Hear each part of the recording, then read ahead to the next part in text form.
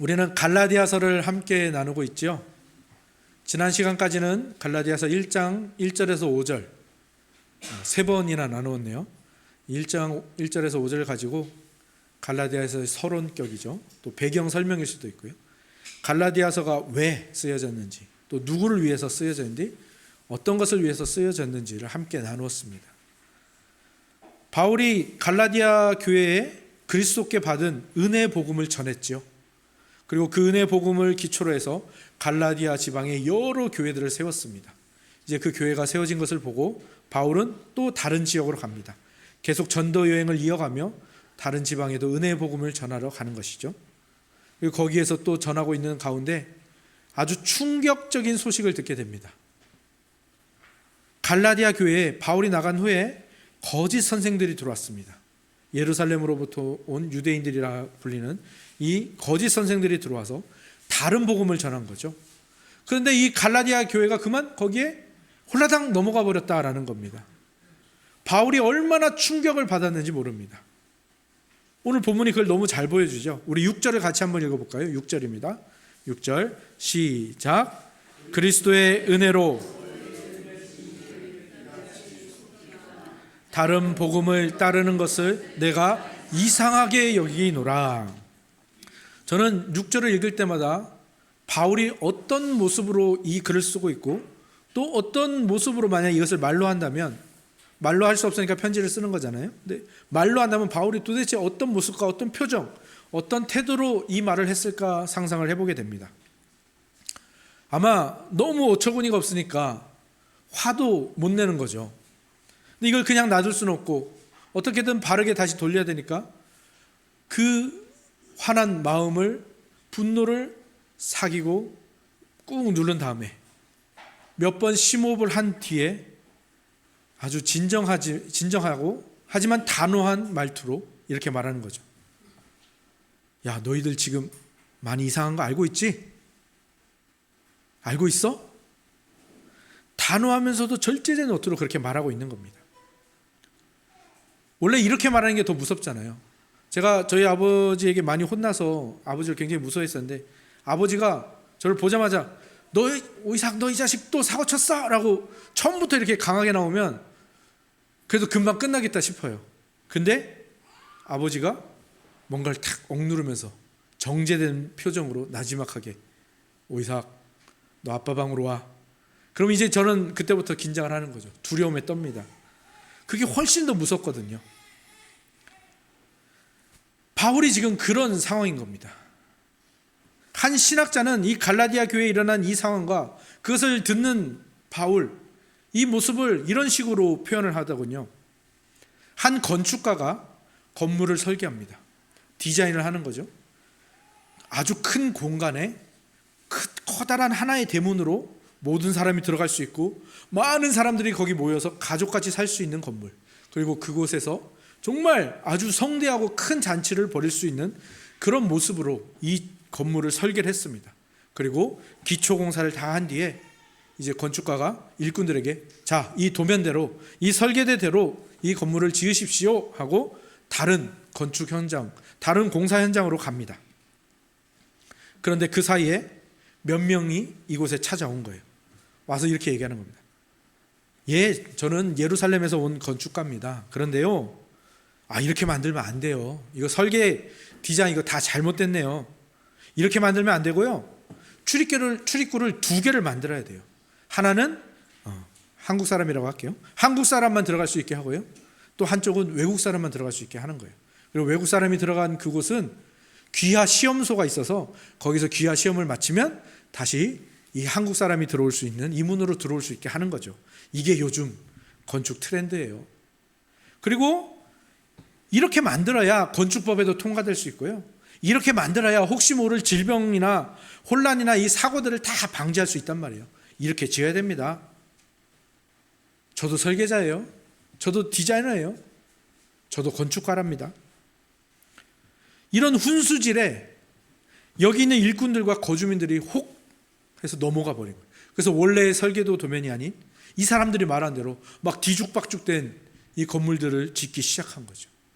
그러니까 원래 설계자였던 바울이 이 상황이 얼마나 한탄스러웠겠습니까?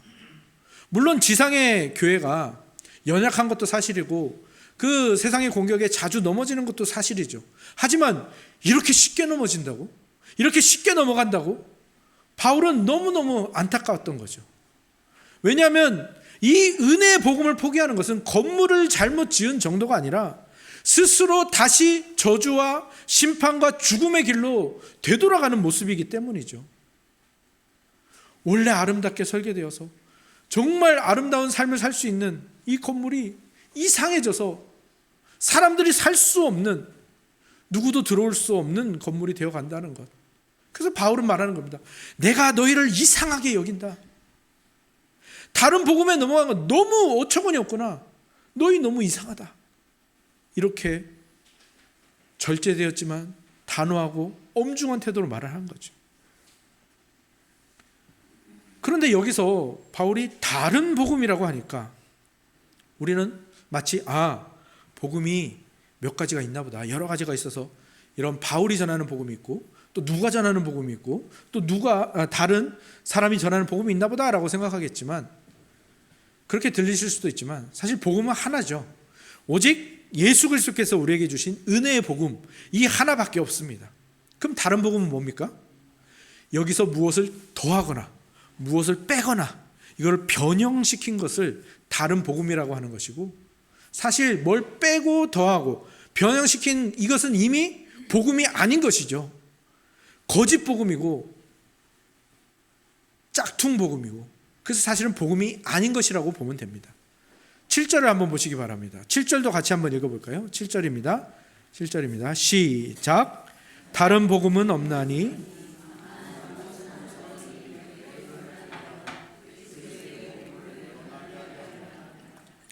여기 변하게 하려 한다라는 단어를 썼는데요. 이 단어를 영어 성경에서는 무슨 단어로 번역을 했냐면 펄버트라는 단어로 번역을 했습니다. 이 펄버트라는 단어는 어떤 단어인가 하면 정상적인 것을 이상하게 바꿔버리는 것을 말하는 겁니다. 정상적인 것을 다르게 사용하는 것을 말하는데요. 우리가 흔히 말하는 변태 성욕자, 이런 뜻을 가지고 있는 단어거든요. 그러니까 바울이 왜 이런 단어를 썼을까? 사실 성경은 이 부부간의 성관계, 부부간의 성을 정말 아름다운 것으로 묘사를 하고 있습니다. 아마 다른 어떤 종교도 이렇게 성을 아름답게 표현하는 종교는 없을 거라고 저는 자신합니다. 오직 기독교만이 이 성을 이렇게 아름답게 표현하죠. 특히 이 아가서 같은 성경을 보면은 이렇게까지 아름답게 표현을 할 수 있을까? 그리고 언제나 예수 그리스도께서 자기를 신랑으로, 우리를 신부로, 이 부부로 표현하시잖아요. 그러니까 이 기독교는 이 성을 너무나도 좋은 것으로, 그리고 너무나도 고귀하고 거룩하고 아름다운 것으로 생각을 하는 거죠. 그런데 세상 사람들은 어떻게 생각합니까? 기독교는 성을 나쁜 것으로 보고 성을 핍박하는 종교라고 생각을 하죠. 왜 그렇게 생각할까요?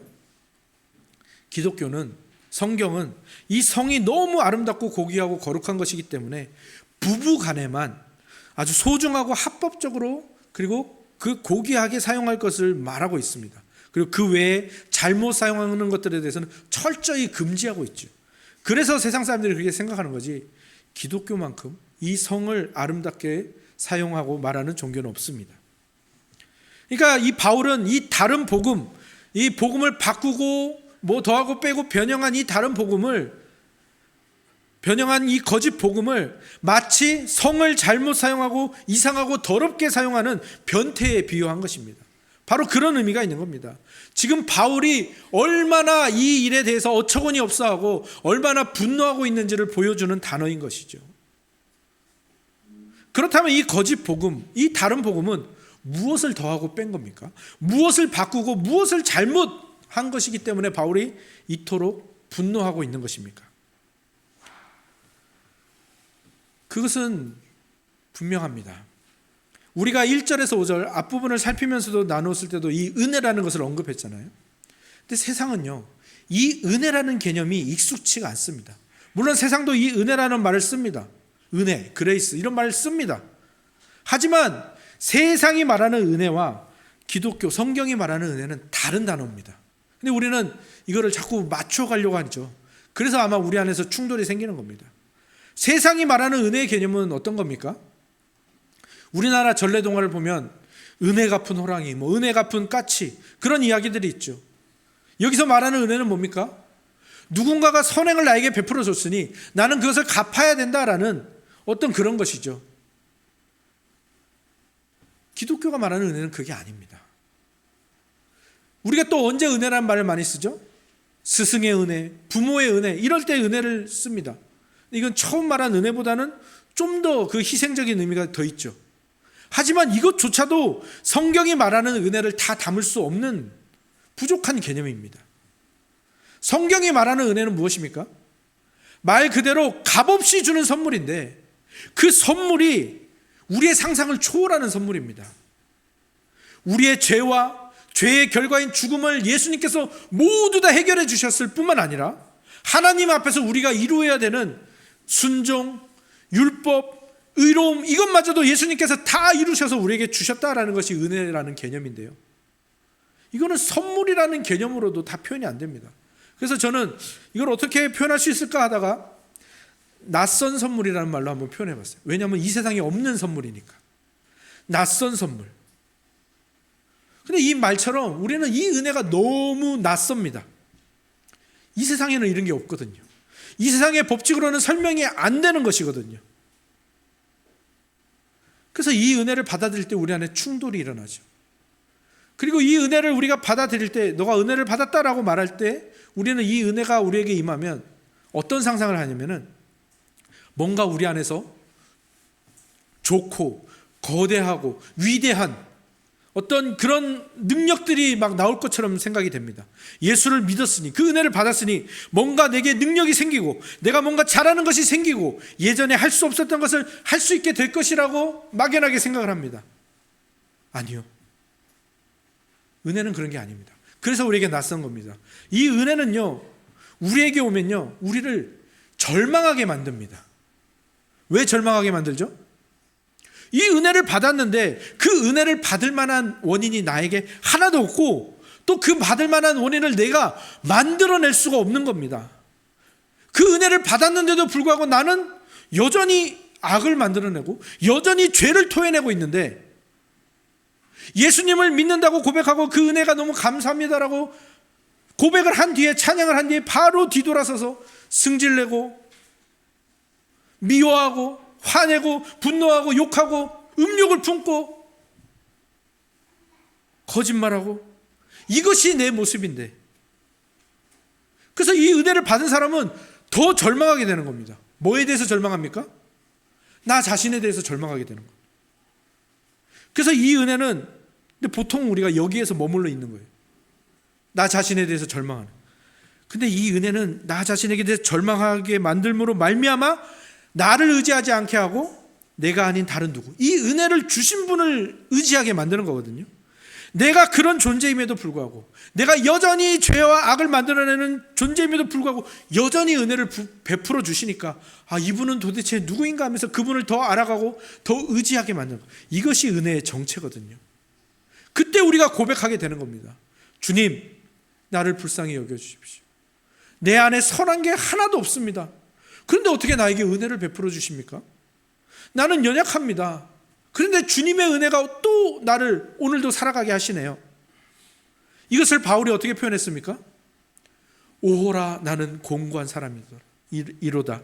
누가 나를 이 사망의 몸에서 건져내려. 그리스도를 더 잘 믿고 그리스도께 더 가까이 갈수록 어떻게 되는 겁니까? 내가 공고한 사람이라는 것을 더 많이 알아가는 거예요. 그래서 내 자신에 대해서는 체념하게 되는 거예요. 절망하게 되는 거예요. 그리고 여기서 멈추는 게 아니라 온전히 주님께 의지하게 되는 거죠. 이것이 은혜 받은 자의 모습이고요, 이것이 우리에게 주어진 낯선 선물인 겁니다. 믿음은 예수의 능력을 가지고 더 많은 희망을 만들어내는 게 아니라 내 안에 선한 것이 하나도 없음을, 나 자신을 의지할 수 없음을 깨달아가는 것이고, 그래서 늘 주님만을 의지할 것을 다짐하는 것, 이것이 믿음이고 은혜 받은 자의 반응인 것이죠. 그런데 이게 우리에게 너무나도 낯선 겁니다. 너무 낯설죠. 어떻게 그럴 수가 있지? 그래서 우리는 그 믿음을 대할 때에도 여전히 주어가 나입니다. 내가 믿는답니다. 이 믿는다의 방점이 찍혀 있지 않고 내가의 방점이 찍혀 있습니다. 이 세상의 의미로 막 신뢰한다, 뭐 믿어지지 않는 걸 믿는다, 뭐 이런 개념으로 우리가 자꾸 보는 거죠. 그래서 그 믿음이 주어가 나 자신이고 강조점이 나에 찍혀 있으니까 어떻게 됩니까? 어떻게 되죠? 내가 흔들리면, 내가 뭘 잘못하면 이 믿음도 다 흔들려 버리는 거예요. 내가 흔들리니까 내가 내 믿음이 없는 것 같은 거예요. 내가 흔들리니까 내 믿음이 연약한 것 같은 거예요. 아니요, 그렇지 않습니다. 믿음은 흔들리지 않습니다. 믿음은 없어지지 않습니다. 내가 흔들리고 내가 그게 없는 것처럼 느껴지고 그렇게 될 뿐이죠. 그래서 그 믿음을 주신 분을 바라보고 그 믿음을 주신 분을 의지하는 것, 이게 믿음이지요. 성경에서는 믿음을 말할 때 그 주어가 항상 하나님이십니다. 하나님이 선택했고, 하나님이 건지셨고, 하나님이 도우셨고, 하나님이 구원하셨다. 출애굽할 때도 보십시오. 하나님과 이스라엘 관계에서 이스라엘이 한 거 아무것도 없습니다. 이스라엘이 뭐 했습니까? 이스라엘 뭐 했죠? 맨날 잘못했습니다. 맨날 원망했습니다. 맨날 의심했습니다. 맨날 애굽으로 되돌아가고 싶다라고 했습니다. 왜 우리를 광야로 데려왔냐고 했습니다. 이스라엘은 하나님을 섬기지 않았고요, 순종하지 않았고요, 믿음에 관한, 구원에 관한 그 어떤 것도 한 게 없습니다. 그런데 이스라엘이 그렇게 죄 지을 때마다 하나님이 기다리셨고, 이스라엘이 그렇게 연약해질 때마다 하나님이 붙드셨고, 이스라엘이 실수할 때 하나님이 막으셨고, 이스라엘이 넘어질 때 하나님이 도우셨습니다.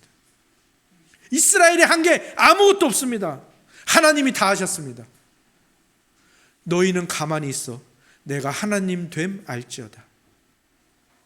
심지어 섬기는 것도 이스라엘이 하나님을 섬기는 게 아니라 하나님이 이스라엘을 섬깁니다. 하나님이 이스라엘을 어디까지 섬기셨죠? 자기 아들을 내어주는, 자기 아들을 내어준다는 건요, 자기보다 더한 걸 내어준다는 뜻입니다. 심지어 섬기는 것까지도 하나님이 하신다고요. 이스라엘이 한 게 아니라. 이게 은혜고 이게 믿음입니다. 근데 이 설명을 들으시면서도 이해가 안 되시죠? 잘. 굉장히 낯서시죠? 어색하시죠? 갈라디아 교인들도 그랬습니다. 바울과 함께 있으면서 은혜의 복음을 들을 때는 이런 신이 있다고? 내가 아무것도 안 했는데 나를 구원하고 나를 사랑하시는 분이 있다고? 뭔가 낯설지만 신박한데? 내가 한 번도 들어본 적이 없는 신인데? 그러면서 그 신을 받아들였습니다. 믿었습니다. 낯설긴 하지만 뭔가 좋은데? 하면서 이 신을 받아들이고 그 은혜의 복음을 받아들인 거죠. 그래서 그때는 괜찮았습니다. 그런데 바울이 가고 이제 예루살렘에서 유대인들이 내려왔죠. 그 유대인들이 와가지고 가짜 복음, 변태 복음을 전합니다. 뭔가를 바꾸고 뭔가를 조작한 복음을 전하는 거죠. 그러니까 그제서야 갈라디아 교인들이 뭔가 이 어색했던, 움츠렸던 게 풀어지는 것 같아요. 그래, 이거지. 이제 좀 속이 시원하네. 아니, 어떻게 바울이 말한 복음 뭔가 불편했단 말이야. 어떻게 나에게 원인이 하나도 없어. 내가 뭘 해야 신이 나에게 뭘 보답을 해주는 거지. 내가 신에게 뭔가 헌신을 해야 나에게 신이 사랑을 주는 거지. 이상했다니까. 근데 오늘 이번에 온 이 유대인들 봐봐. 예수 그리스도를 믿는 믿음도 중요하지만 할례를 꼭 받아야 된다잖아. 그래, 뭔가 이 표식이 있어야 된다니까. 율법을 지켜야 된다잖아. 그래, 뭔가 이 공로가 있어야 내가 믿는 맛이 나지. 내가 할 게 있어야 내가 그 위에 내가 내 믿음을 세워가는 거지. 그래, 내가 잘해야 하나님께 사랑받는 거지. 그래야 하나님께 받아들여지는 거지. 이렇게 넘어가 버린 겁니다. 거짓 교사들은 익숙함의 함정을 판 거고요, 갈라디아 교인들은 거기에 현혹되고 만 것이죠. 근데 갈라디아 교인들만 그럽니까? 우리도 그렇지 않습니까? 여러분은 어떻게 생각하십니까? 여러분이 구원받은 원인인 이 믿음이 무엇이라고 생각하십니까? 그리고 여러분이 받은 그 구원에서 은혜와 믿음이 어떻게 작동한다고 생각하십니까? 오늘 이 시간 우리는 분명히 해야 합니다. 우리가 믿는다 할 때 우리의 방점이 있고 그 우리가 믿는다, 그 우리가 믿는 것의 튼튼함 때문에 우리가 구원받는 게 아니라는 겁니다. 우리는 뭐 때문에 구원받습니까? 이 믿음의 대상, 그 대상 예수 그리스도의 튼튼함 때문에 우리가 구원을 받는 거예요. 이것을 확실히 하셔야 됩니다. 이스라엘이 홍해를 건너지 않습니까? 성경에서는 이스라엘이 홍해를 건너는 것을 세례라고 표현하고요, 구원이라고 표현을 하고 있습니다. 이스라엘이 홍해를 건너는 걸 한번 생각해 보세요. 어떤 모습이 그 눈앞에 펼쳐졌습니까? 막 바람이 불더니 갑자기 바다가 쭉 갈라지더니 양옆으로 물벽이 서는 겁니다. 그런데 그 물이 넘어오지 않고 이 길이 생겨가지고 이스라엘 백성들이 거기를 걸어갑니다.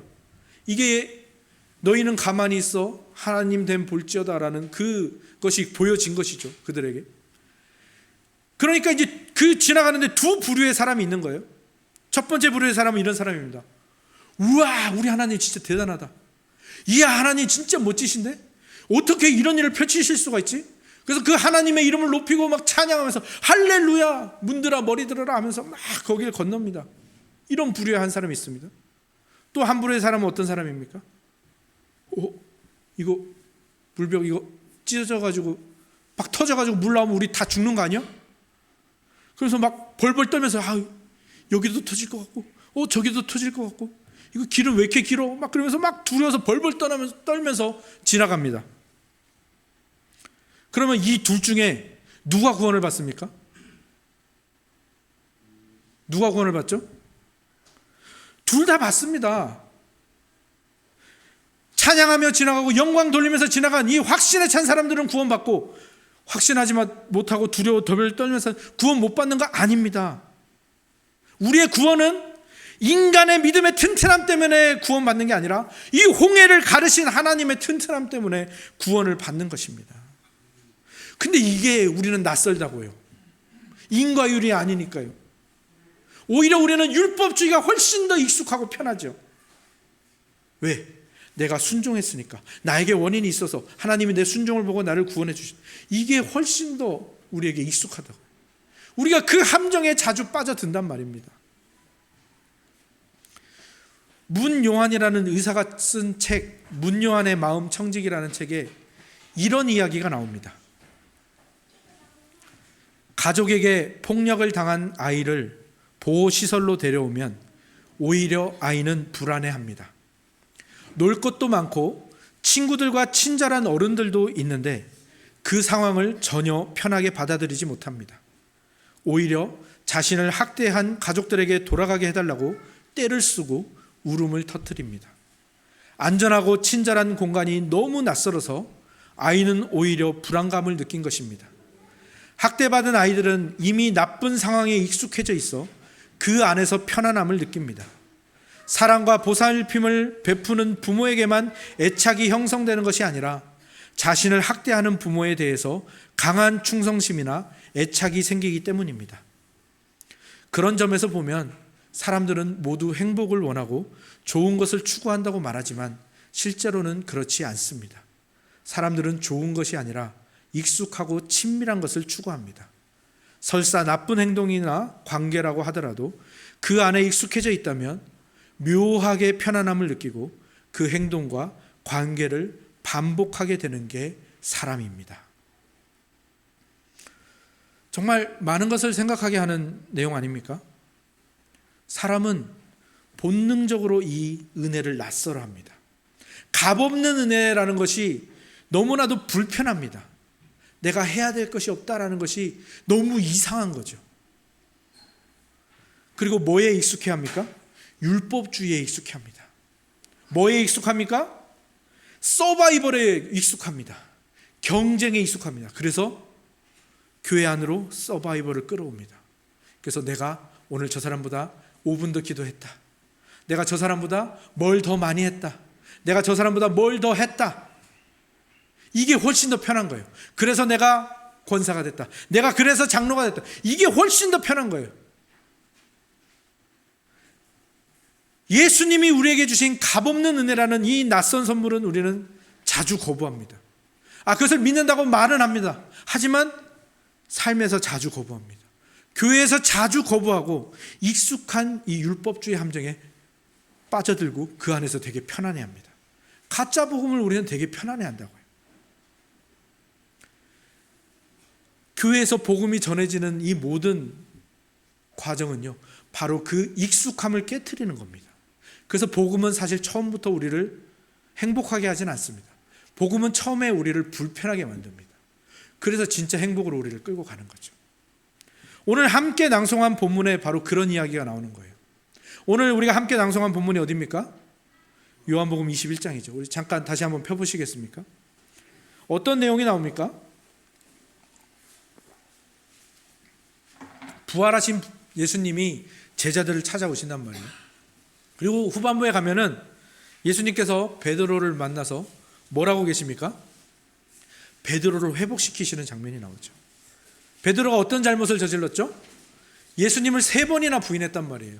예수님이 잡혀가는 동안에 3번 부인하고 베드로가 너무 자기 자신에 대해서 좌절하고 통곡하며 그렇게 죽은 듯이 살아왔는데 그런 베드로를 예수님이 회복시키시는 장면이죠.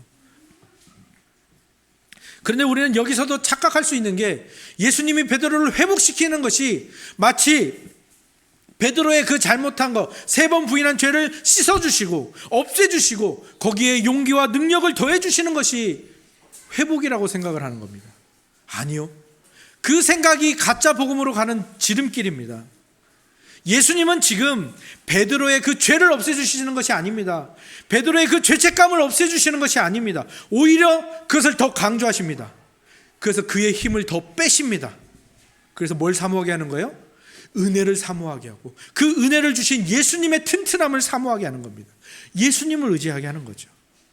예수님이 베드로에게 뭐라고 말씀하십니까? 네가 나를 이 사람들보다 더 사랑하느냐?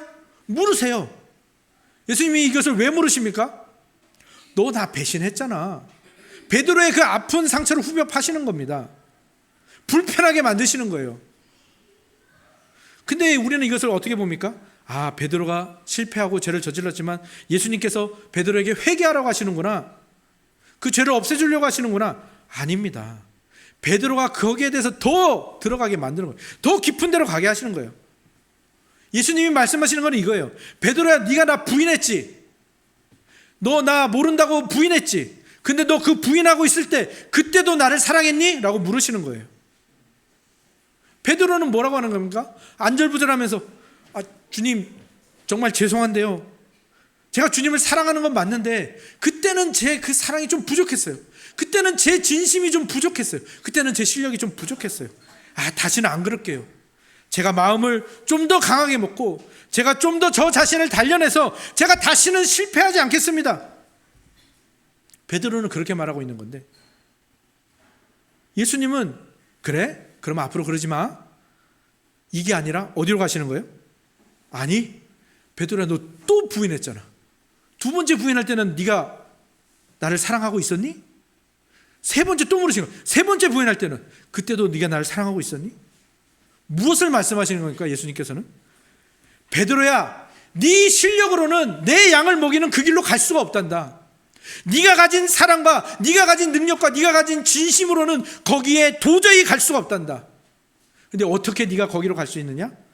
너의 그 실력 없는 그 모습에 3번 부인한 그 실패한 그 지점에 내가 믿음을 담고 내가 은혜를 담을 거란다. 그러면 네가 거기로 갈 수 있단다. 이 말씀을 하시는 겁니다. 우리가 흔히 생각하는 대로 너의 죄를 내가 없애줄게, 용서해줄게, 내가 너한테 위대한 일을 다시 맡길 테니까 너 다시는 실패하면 안 돼. 가 아닙니다. 예수님은 계속해서 우리에게 기회를 주십니다. 왜요? 우리는 그런 존재니까요. 실패하는 존재니까요.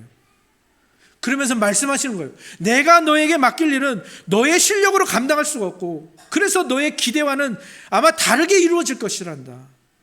그래서 네가 하는 일들은 너가 만드는 게 아니라 내가 하는 거란다. 너의 부족함이나 죄책감이 이 일을 방해하는 게 아니라 나는 그 위에 이 일을 쌓아갈 거고요. 너의 그 부족함은 내가 이 일을 하는데 부족한 것이 아니란다 라고 말씀하시는 겁니다. 요한복음 21장 18절을 보시기 바랍니다. 18절 또 같이 한번 읽어볼까요? 18절입니다. 시작. 내가 진실로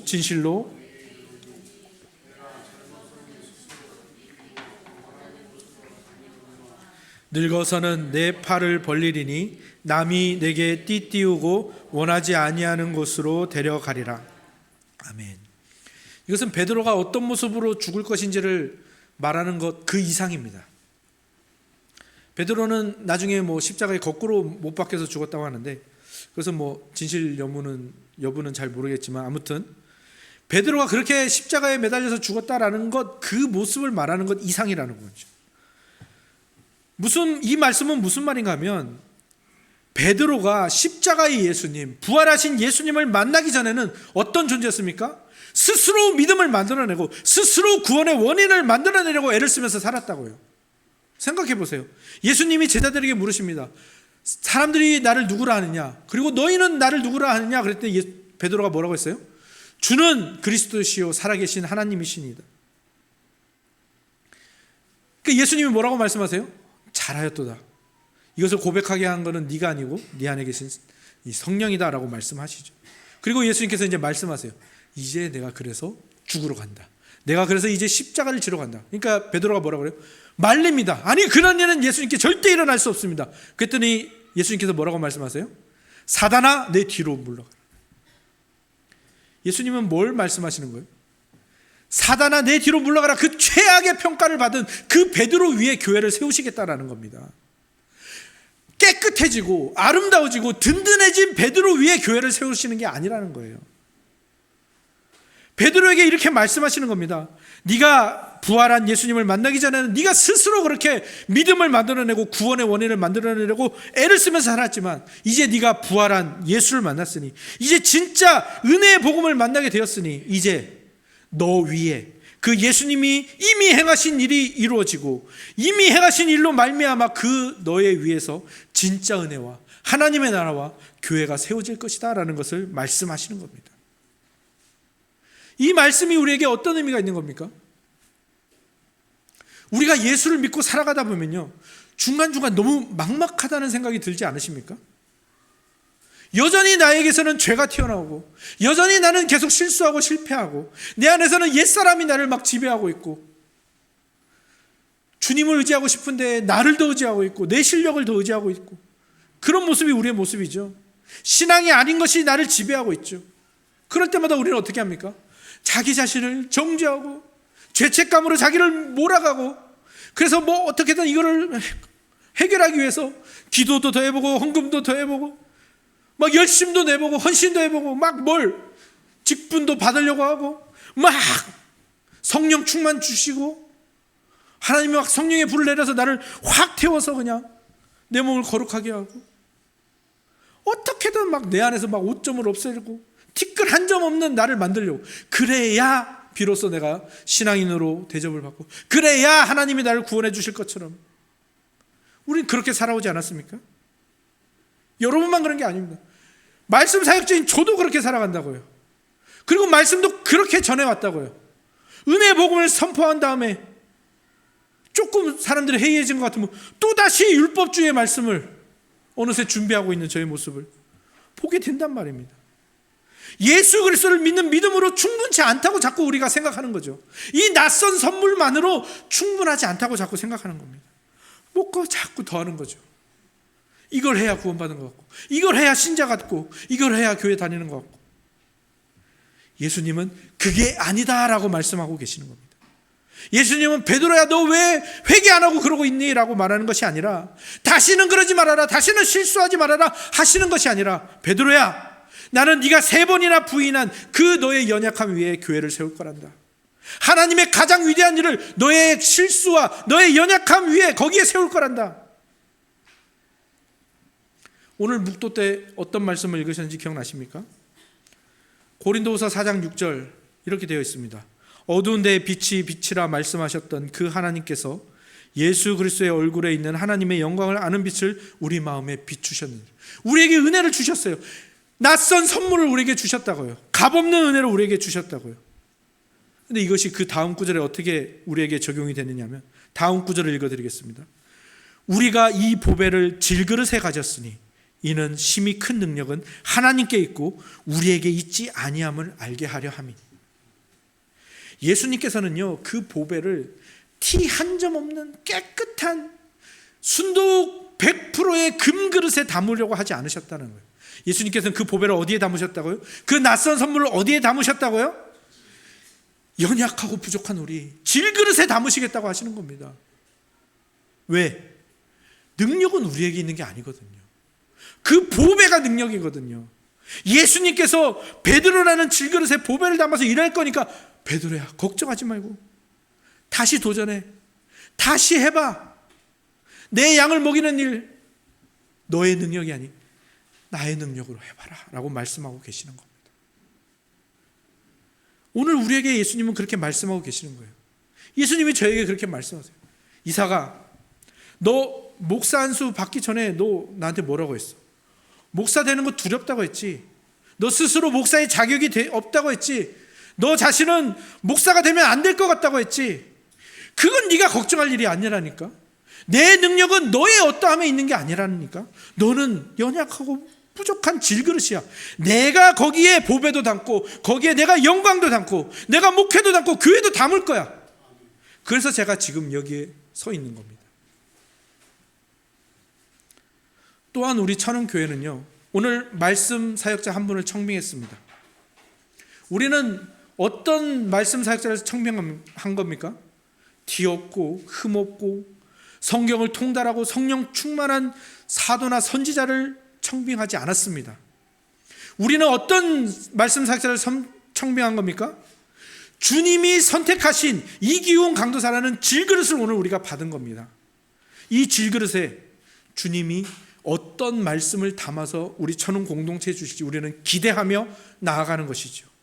천흥은 주님이 이 질그릇을 말씀 사역자로 사용하시도록 그 장을 우리 천흥에게 허락하도록 우리 천흥을 그 길로 부르신 겁니다. 그래서 우리는 이기훈 강도사님에게 그 장을 마련해 줍니다. 그래서 그 안에서 말씀 사역자로 훈련되고 자라나도록 천흥은 돕는 것이죠. 그리고 이기훈 강사님은 자기에게 주신 말씀이 무엇인지 연구하고 그것을 천흥에 선포합니다. 그리고 그 말씀으로 또한 스스로 단련되어져 가시는 거죠. 우리는 그렇게 서로에게 선물이 되는 겁니다. 이게 바로 예수 그리스도의 은혜 안에 있는 사람들의 모습입니다. 그리고 성경의 말씀 중에 이 말씀은 사역자를 위해서만 주신 말씀입니다 라는 것은 없습니다. 모든 말씀은 모든 신자에게 주신 겁니다. 오늘 우리는 이 말씀을 들으며 어디로 나가야 되는 겁니까? 우리 자신이 연약하고 부족하고 깨지기 쉽고 아무것도 자랑할 것이 없는 보잘것없는 질그릇임을 확인하는 것입니다.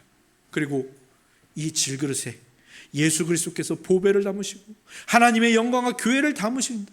그것을 소망하며 나아가는 것입니다. 우리는 모두 질그릇이기에 우리는 서로 비교할 것이 없습니다. 서로 내세울 것이 없습니다. 서로 정죄할 것도 없습니다. 주님이 선택하셨는데요. 그러니까 그 주님만 의지하고 그 주님이 이끄시는 대로만 가는 겁니다. 날마다 우리에게 기회를 주시고 날마다 우리에게 보배를 담으시고 귀한 일을 해나가실 그분을 바라보며 주어진 우리의 삶 속에서 이 주님의 뜻을 점점 더 확실하게 우리는 알아가게 될 겁니다. 서로를 통해서 더 많이 알아가게 될 겁니다. 우리는 그렇게 서로에게 선물입니다. 이제 그 익숙한 함정, 율법주의의 함정, 서바이벌 경쟁, 거기에서 살아남아야 돼. 이 함정에서 벗어나셔서 이 낯선 선물, 우리는 질그릇이고 거기에 하나님께서, 예수님께서 보배를 담으셨다라는, 그래서 우리는 그 보배로운 일을 하게 된다라는 이 낯선 선물을 누리시며, 그래서 처음엔 불편했지만 점점 더 이 복음으로 행복해져 가는 길을 걸어가시는 저와 여러분들이 다 되시기를 주님의 이름으로 축원합니다. 아멘.